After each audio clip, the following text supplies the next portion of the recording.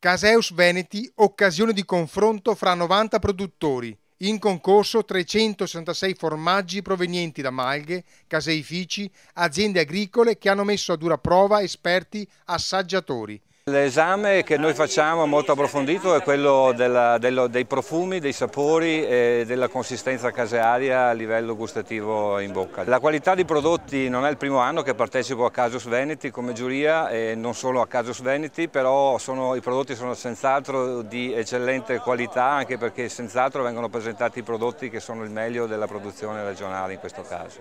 A Caseus Veneti la Regione ha promosso l'operazione Ombrello. Si tratta, come spiega l'assessore alle politiche agricole Franco Manzato, di un'iniziativa a tutela del consumatore. L'iniziativa Ombrello è la costituzione di un marchio, il marchio che oggi è solamente predisposto per il turismo, lo metteremo in tutti i prodotti tipici del Veneto. Questo ci consente al consumatore intanto di avere una riconoscibilità, di trovare una riconoscibilità all'interno dei punti vendita dei prodotti veneti da una parte, dall'altro riuscendo a fare degli accordi con tutta la filiera della distribuzione, poter vendere i nostri prodotti in maniera con numeri più elevati e con punti vendita notevolmente superiori. Questo al fine di aumentare la redditività delle imprese.